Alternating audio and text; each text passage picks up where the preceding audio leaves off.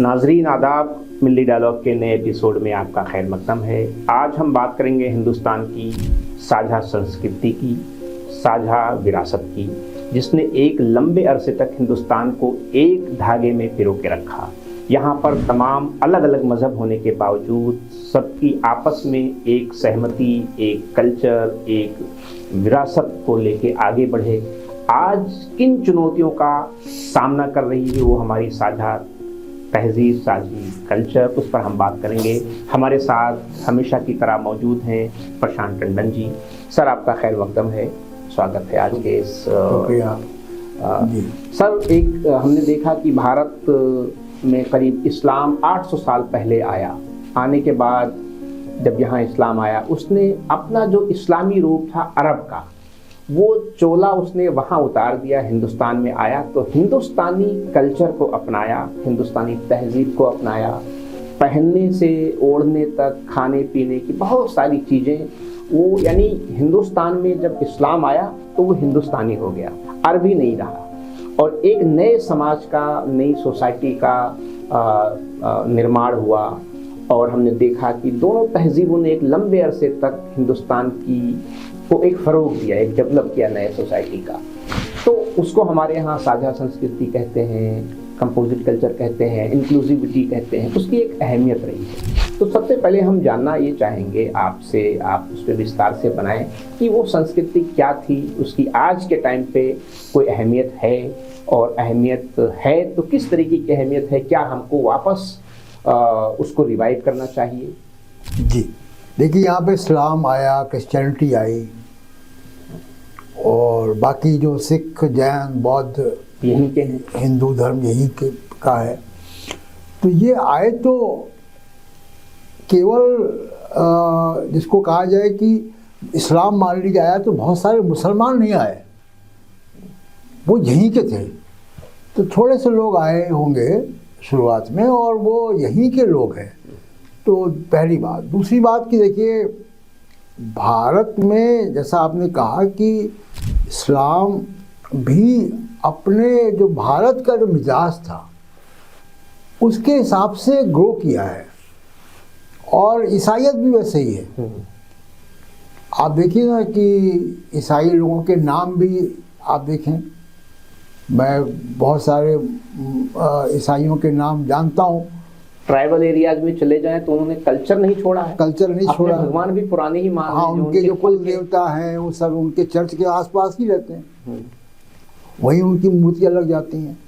तो और मुसलमानों में सबसे बड़ी दिक्कत आज के ज़माने में क्या आ गई है कि हम लोगों ने मिलना जुलना छोड़ दिया है। डायलॉग नहीं है। अगर मान लीजिए कि कोई मुसलमान जो है वो किसी हिंदू की शादी में जाए, या कोई हिंदू मुसलमान की शादी में जाए, तो उसको समझ में आएगा कि नहीं, ये तो केवल कुछ एक रस्मों को छोड़ के जो धार्मिक है कि निकाह है या 7 फेरे हैं यहाँ पे, लेकिन उसके अलावा बाकी सब तो वही कुछ है, वही लाल रंग का जोड़ा है। हाँ, भारत में जो मुसलमान दुल्हन है वो लाल जोड़ा पहन रही है, अरब की दुल्हन तो नहीं है, वहाँ वाइट है, वहाँ वाइट है, चाहे क्रिश्चियन हो या मुसलमान हो। अरब के या सेंट्रल एशिया के मुसलमानों के शादी, क्योंकि जूते कोई नहीं चुरा रहा। हमारे यहाँ जूता चुराई सब जगह नेग है, ये सारे कुछ है। यानी वो जो खेल भी हैं शादी के दौरान, गांठ खोलने के या सिक्का ढूंढने के हल्दी के पानी में या दूध में, तो वो वैसे ही हैं। तो आप देखिए कि तमाम, और कभी कभी आश्चर्य भी होता है कि हम लोगों ने बड़ी एक स्टीरियोटाइपिंग कर दी है। अब जैसे मान लीजिए कि हमारे शेखावटी में जो मुसलमान हैं, कायम खानी मुसलमान, राजस्थान में, जी राजस्थान में, तो उनके यहाँ वलीमा में वेजिटेरियन खाना बनता है पूरी तरीके से। मैं गया हूँ, मैं कई, बल्कि मैं तो इस उम्मीद में गया था, जयपुर में पढ़ता था कि थोड़ा सा कोरमा बिरयानी मिलेगी, और वहाँ जाके हमें पूरी सब्जी और वो काजू कतली मिलेगी। जी जी। तो ये बड़े, जैसे मैं तो मेरे बचपन में पड़ोसी ईसाई थे, तो और एंग्लो इंडियन थे, तो उनके यहाँ क्रिसमस में गुजिया बनती थी, जो होली में आमतौर पे हमारे यहाँ बनती है। तो गुजिया तो नहीं आई रोम से या अमेरिका से या जहाँ से भी, इंग्लैंड से, गुजिया तो यहाँ की थी। तो बहुत सारे जो कल्चर हैं वो एक दूसरे से, जिसको कहें कि ओवरलैपिंग है, और वो समाज में भी है, भाषा के स्तर पे और रीति रिवाजों के स्तर पे। और अजीब सी एक पॉलिटिक्स अभी पिछले कुछ वर्षों से हमको देखने को मिल रही है। लेकिन आप देखिए कि समाज अभी भी नहीं बटा है, समाज ने तो नहीं छोड़ दी चीज़ें। यानी जो जिसकी मैं अभी एग्जांपल दे रहा हूँ कि शादियों की, तो शादियाँ तो नहीं बदल गई। यहाँ पे मुसलमान की शादी तो अरब के हिसाब से नहीं होने लगी, बल्कि दहेज प्रथा भी मुसलमानों में आ गई और नहीं थी जी। तो इस सिंथेसिस के नुकसान भी होते हैं। हाँ। उसके अलावा कई सारे एग्जाम्पल्स हैं। ऐसे आप देखिए कि आपने देखा होगा कि पहले भारत में गुंबद तो बाहर से आया, तो अब जब गुंबद आया और मस्जिद के ऊपर गुंबद आया, मस्जिद या दरगाहों पे भी, दरगाहों पे गुंबद आए, तो जब गुंबद बनाने वाला जो कारीगर था वो तो यहाँ का था। तो अब आप गुंबद को गौर से देखिए, जहाँ मस्जिद के गुंबद को, ताजमहल के गुंबद को, तो आप देखिएगा कि गुंबद सेंट्रल एशिया का जो गुंबद जहाँ से वो आया, वो गुंबद एब्रप्टली खत्म हो जाता है ऊपर जाके, बिल्कुल कुछ उसके ऊपर नहीं है। सही। हमारे मिस्त्री को लगा होगा कि नहीं यार ये तो इसमें कुछ बनाया जाए, कलाकारी का स्कोप है वहाँ पे। तो उसने, अब उसको क्या मालूम था, उसको जो कल्चरली उसको मालूम था उसने बनाया कि उसमें आप देखिए कि रिवर्स लोटस है। बिल्कुल। मस्जिद के ऊपर जो रिवर्स लोटस है उसके ऊपर कुछ कुछ चीज़ें हैं जिसमें कि कलश भी कह सकते हैं उसको, या कलश टाइप का ही है वो। हाँ, तो वो बनाया उसने। अब उसने एक मस्जिद बनाई, उसके बाद कुछ दिनों बाद उसने मंदिर बनाया, उसमें भी गुंबद बनाया। तो ये जो उसने यहाँ आजमाया था वो उधर लगा, वहाँ भी लगा दिया। तो आप देखिए कि जहाँ मस्जिद का जो गुंबद है उसका, ताजमहल का जो गुंबद है, आप अमृतसर के हरमिंदर साहब का गुंबद देखिए आप। ये बड़ी इंपॉर्टेंट बात बता रहे हैं सर आप। हाँ, जो सिखों के गुरुद्वारे हैं उनका गुंबद आप देखिए। उसके बाद आप देखिए कि मंदिरों के गुंबद, तो आपको देखें कि जो गुंबद का टॉप है वो सब एक जैसा है। तो ये तो इंडियन है ना। तो ये जो कल्चरल सिंथेसिस है ये over the years, over the centuries हुई है, डेवलप हुई है, जिसको आप अभी तोड़ नहीं सकते। और बहुत हर कदम पे उदाहरण है इसके, जो अगर अपने आसपास आप देखेंगे तो उदाहरण मिलते हैं। इसी में सर एक मैं एग्जाम्पल जोड़ देता हूँ आपको। जो अमीर खुसरो का बड़ा नाम है भारतीय संस्कृति में, परंपरा को, जी। और संगीत के भी वो कई मामलों के जनक माने जाते हैं। वाद्य जो सितारा जिसका नया रूप है उसके भी जनक वही माने जाते हैं। उनकी अगर आप गुंबद जाएं, कभी देखें, गौर करें हजरत निजामुद्दीन नई दिल्ली में, तो उनके गुंबद का जो शेप है वो प्याज की शक्ल का बना हुआ है। और प्याज क्यों है, इसकी भी एक लॉजिक है कि हिंदू मैथोलॉजी में प्याज का एक कुछ स्पेशल महत्व है।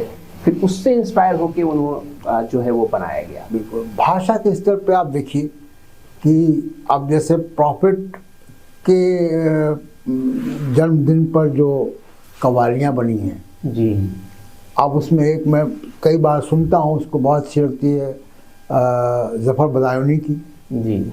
अब उसमें वो जो कव्वाली है प्रॉफिट के बालकाल की, कैसे जन्म हुआ वैसी उसकी है, और उसका जो पूरा आप कलाम उसको सुनेंगे तो वो एक तो भाषा जो है वो अवधी है, और वो सोहर से पूरा कॉन्सेप्ट लिया गया है। जो यहाँ पे हिंदू परिवारों में बच्चा पैदा होता है तो सोहर गाई जाती थी। वो सोहर के तर्ज पे लिखी हुई है कि 12 घी के दिए भाई आज मोहम्मद पैदा भइले। तो घी के दीपक जलाइए। अब घी के दिए तो इस्लामिक कल्चर नहीं है, तो 12 घी के दिए आज मोहम्मद पैदा भइले। और उसमें पूरा जो वर्णन है कि कौन बंधावा लाया और काला टीका लगाया जा रहा नजर है ना लगे, कि नज़र ना लगे, टोटका ना हो कोई, ये सब कुछ जो है मुहावरे, ये और बहुत खूबसूरत है उसको अगर आप जी, सुने जी, तो। सुना है मैंने, बल्कि मुझे याद पड़ता है 2019 या 18 का प्रॉफिट का बर्थडे था, और इत्तेफाक ऐसा था कि वो उस दिन ईसा का यानी प्रॉफिट ईसा और मोहम्मद दोनों का एक दिन आसपास आया था, और फिर आपने वो डाला था आपने हाँ, फेसबुक पे, मुझे हाँ, बिल्कुल मैं याद आ फेसबुक रहा में, है। हाँ। तो मैं रिकॉल कर रहा हूँ। सर, आपने बताया कि कितनी खूबसूरती रही कि इस्लाम यहाँ आया और उसने यहाँ के लोकल कल्चर के साथ मिलकर एक नई आइडियोलॉजी डेवलप हुई, दोनों में बड़ा अच्छा चलता रहा। लेकिन आपने खुद कहा कि कुछ अरसे से इसके अंदर दरारें आ रही हैं, तो किन किन चुनौतियों का सामना इस कंपोजिट कल्चर को करना पड़ रहा है, रीज़न क्या है और कैसे उसको दूर किया जाना चाहिए, इस पर भी हमें अगर आपसे एक इसकी तरफ इशारा मिले और इस पर चर्चा हो, तो मुझे लगता है कि बातचीत हमारी जो है एक अच्छी दिशा में जाएगी। जी, देखिए, तो सांप्रदायिकता जो है वो ताली दो हाथ से बजती है। तो दोनों तरफ की सांप्रदायिकता एक दूसरे को खाद पानी देती हैं। एग्री। और ये हो रहा है कि अब सांप्रदायिकता जो है वो भीड़ इकट्ठा कर सकती है, पहचान की राजनीति, आइडेंटिटी पॉलिटिक्स, और भीड़ इकट्ठा करती है, वोट भी दिला देती है, और ये प्रयोग कामयाब हो गया। और नफरत के आधार पे तो ये इस तरीके से सिलसिला ये चल पड़ा, लेकिन ये बहुत ऑर्गेनिक नहीं है, जिसको मैं कहूँगा कि समाज की तरफ से भी ये बहुत ऑर्गेनिक नहीं है। अभी आप जाएं नीचे, अगर आप देखेंगे तो कितने ही आपको हिंदू मुसलमान मिलेंगे जिनकी दुकानें एक ही हैं, पार्टनरशिप है बिजनेस में, और दोस्ती है, तमाम ऐसी बातें मिलेंगी कि ख़ास तबके में जो कि ज़्यादा सोशल मीडिया से प्रभावित है, या मैं कहूँ कि ज़्यादा जो उसको कहो कि मिडिल क्लास है, वहाँ तक ये बातें ज़्यादा आ गई हैं, और वो अलग अलग घेटोस बन गए हैं समाज में। वो घेटोस को तोड़ना पड़ेगा, तब जाके ये समस्या जो है वो हल होगी। लेकिन समाज की जो जड़ें हैं वो अभी भी सेकुलर हैं, वो अभी भी एक जैसी हैं, और वहाँ बहुत फ़र्क मुझे नहीं दिखता है। सतही लेवल पे है, पॉलिटिक्स है, लेकिन मेजर चेंजेस नहीं आया है, आपका कहना है। लेकिन सर, आपकी बात ये बिल्कुल दुरुस्त है, मैं एग्री करता हूँ कि जो सांप्रदायिकता है वो दोनों तरफ की जो दक्षिणपंथी राजनीति करने वाले हैं वो एक दूसरे को खाद पानी देते हैं। हमने भी देखा कि जैसा आपने कहा कि अभी जो यहाँ मस्जिदों पे जो गुंबद बनते थे वो यहाँ का, यानी वो जाके ख़त्म नहीं होता था, उसके ऊपर कुछ लगता था। लेकिन पिछले जब से सऊदी अरब से, पहले सऊदी अरब प्रमोट करता था वहाबिज़म को, अब तो वो भी बदल रहा है, उसकी सोसाइटी बदल रही है वहाँ की, और किंगडम जो रूलर्स हैं वो बदल रहे हैं, तो वहाबिज़म को उस अंदाज में वो प्रमोट नहीं करना चाहते, बल्कि अब उससे पीछा छुड़ाना चाहते हैं। लेकिन पूरी दुनिया में जब सऊदी वहाबिज़म को प्रमोट करता था, तो उसने एक कल्चर पूरी दुनिया के अंदर फैलाया, सल्फिज़म का, वहाबिज़म का। उसने क्या किया कि सोसाइटी को बांटा, और उसने मतलब एक बाइनरी क्रिएट कर दी, हम अलग हैं, आप अलग हो, लिबास में भी, पहनने में, खाने में, नाम रखने में, सब चीज़ को उसने बाइनरी में तब्दील कर दिया। और उसका असर ये देखा कि आप जिस चीज़ की आप घेटोस की बात कर रहे हैं, कि हिंदुस्तान में भी हमने असर देखा कि पहले जो सोसाइटी और मोहल्ले के नाम होते थे उसमें भी तब्दीली आने लगी। आप मुस्लिम इलाकों में नाम देखेंगे तो एक आपको डिफरेंट अब आएगा, पहले ऐसा नहीं होता था। आपको तमाम मुस्लिम इलाकों में जो है वो हिंदू, अगर कोई नाम सड़क का है तो वो रहता था। उसके वाइस वर्सा इधर भी हुआ कि ये मुसलमानों के नाम भी बदलने लग गए। तो इसका तो असर हमने देखा कि सर ये तब्दीली हुई। अब यहाँ पे मैं आपसे ये जानना चाहता हूँ कि ये राजनीति लंबे टाइम तक तो नहीं चलने वाली है, क्योंकि सांप्रदायिकता हो या नफरत हो, इंसान मोहब्बत के लिए बना है, और उसका नब्ज और उसकी जो एक प्रकृति है वो एक वक्त के बाद में मोहब्बत ही की तरफ जाती है। ऐसे में यूथ जिसके अंदर धर्मान सवार है, जिसके अंदर धार्मिक कट्टरता सवार है, वो हिंदुत्व के नाम पे हो या हमारे यहाँ इस्लामिक आइडियोलॉजी के नाम पे हो, उसके लिए आप क्या संदेश देना चाहेंगे? देखिए, सबसे बड़ी बात है कि जो मैं हमेशा कहता हूँ कि आपकी दोस्ती जो है वो मुख्तलिफ होनी चाहिए। अगर आप अपने ही जैसे लोगों के बीच उठने बैठते हैं तो फिर आपका जहनी तौर पे ग्रोथ नहीं होगी, आप आगे नहीं बढ़ पाएंगे। तो आपकी अपनी व्यक्तित्व के लिए, अपनी ग्रोथ के लिए आवश्यक है कि आप अपने से डिफरेंट लोगों के साथ दोस्ती करें।